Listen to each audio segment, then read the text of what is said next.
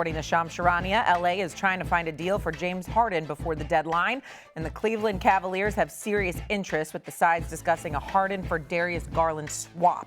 The Clippers played Harden's former team last night in the 76ers. He sat out for what was listed as personal reasons. Here's Clippers coach Ty Lue on Harden's impact on the team. What has James meant for you guys in LA since he's been here? He means a lot. Yeah, he means a lot to our team, and we've seen it the last 3 years, so he means a lot. Is that a guy that you would want to continue having past the trade deadline and be able to build towards a playoff run? Who wouldn't want to have James Harden? Okay, who wouldn't want to have James Harden? As Kendrick Perkins joins us now here on First Take. And Perk, I'll go to you first. Would it be a mistake to move Harden off the Clippers? It would, but I don't think they have a choice, Shae. And here's the thing. Shae, I've been on here long enough that I got the authority to say, pop me back up here because I want to look at Stephen A. when I say this. What the hell is going on down there? What the Uh-oh. with the Clippers? No, seriously. What's going on with that organization? Do they have some type of disease that we don't know about? Because it seems like everybody is allergic to what's going on in that organization. I go back to how Paul George left. I'm looking at the Chris Paul CP3 situation and how that ended. And now I'm looking at this situation with James Harden. Over the last 2 months, this team has arguably has been the best team in the NBA for us, what they've been doing, winning games. Kawhi Leonard has looked healthy. James Harden is averaging 25 points and third in the league in assists. And all of a sudden, at 2 o'clock in the morning, 1 o'clock in the morning, I get an alert that he wants out of Cleveland. I mean, out of LA. Something is going on over there.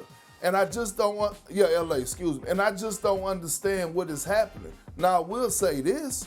If I'm Cleveland, I'm definitely trying to get James Harden, especially if I'm giving up Darius Garland. Do I believe James Harden is an upgrade? Absolutely, I do. Do I think James Harden has transitioned over the last 3 or 4 years of being one of the best facilitators in the game? You damn right. And here's a fact. Guys, especially big men, thrive and play better, have career years when they play alongside James Harden. So I'm looking at an Evan Mobley in particular, and and Cleveland gets a guy like James Harden. We're going to see his game elevate. Donovan Mitchell's game is going to elevate because now he don't have to be the primary ball handler all the time. It's going to take pressure off of him. So again, it would be a mistake, but I don't think they have a choice at this point. I think they have to trade him. It would not be a mistake, Big Perk, because when James Harden wants out, you let him leave.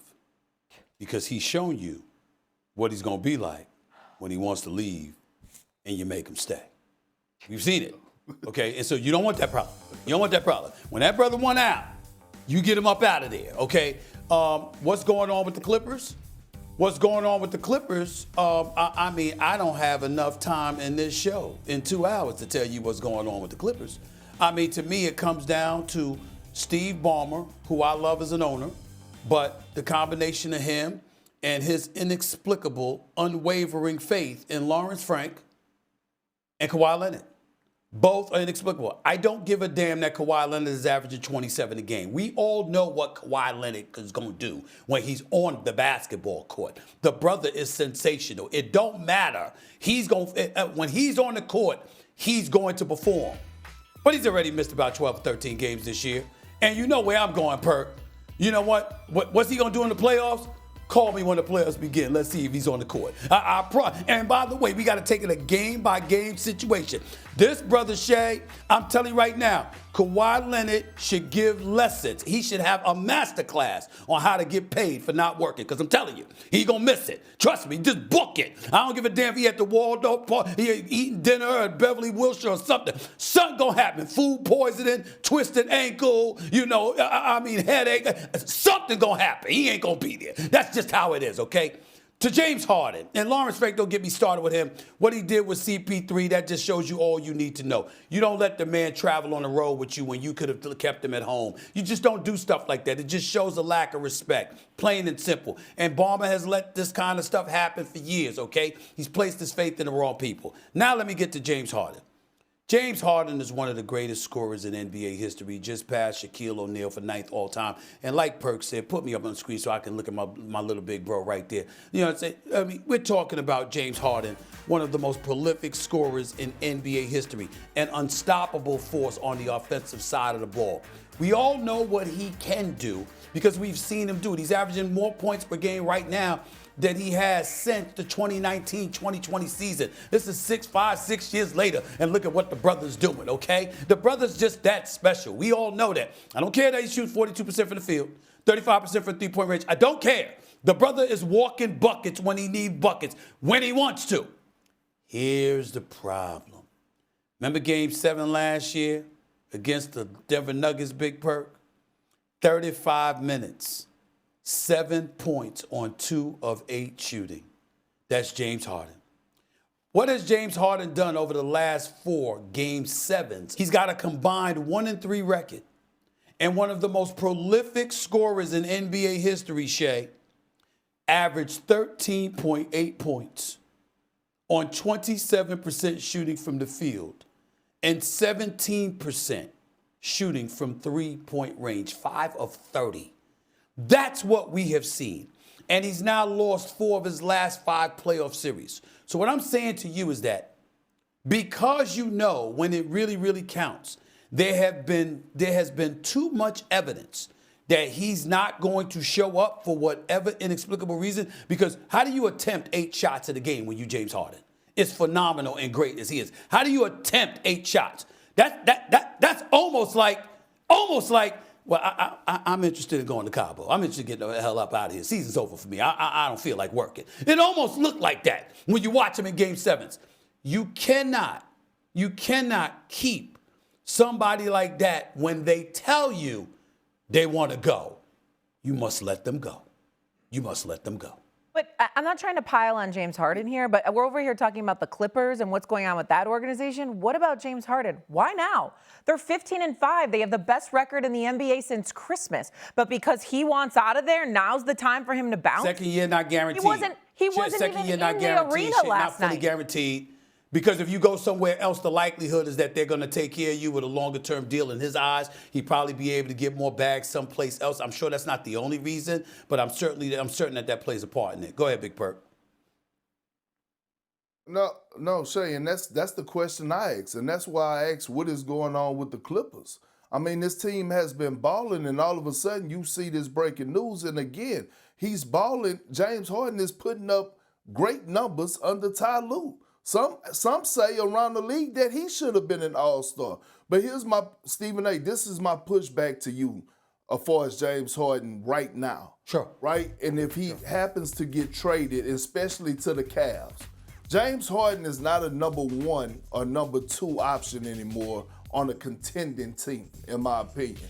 He's a hell of a regular season player. We know he's going to put up numbers. He's one of the greatest offensive players this game has ever seen. No doubt. But if he gets to the Cavs, now all of a sudden he becomes the 3rd option to Donovan Mitchell and Evan Mobley.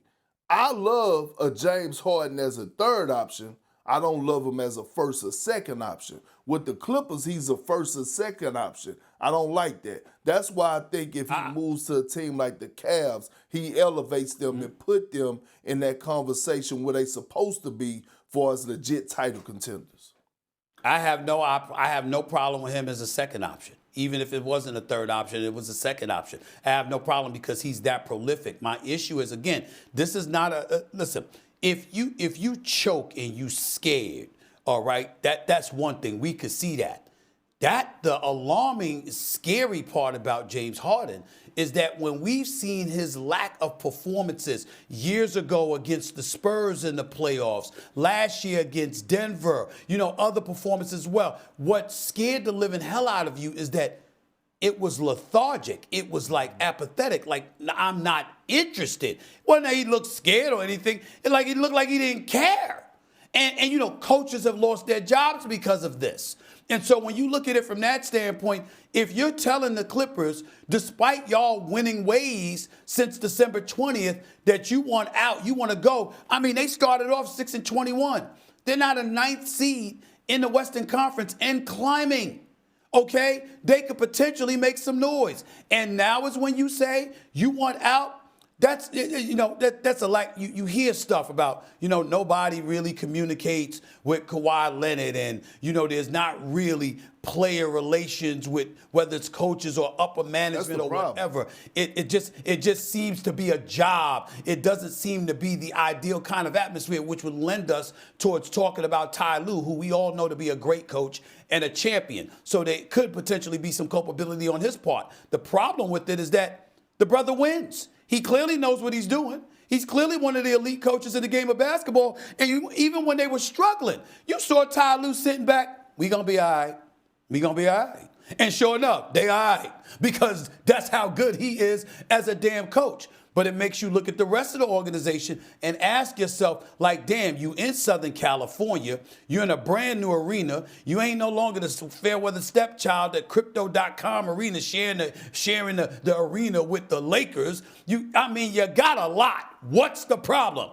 And somehow, some way, James Harden is always there to remind you there's always a problem. So I like him in Cleveland, too. I think Houston should have looked at him with Fred VanVleet out, personally. But bottom line is, he don't need to be with the Clippers anymore. He let them know he don't want to be here. And when James Harden, for the last time, when James Harden tells you he wants out, you let him go.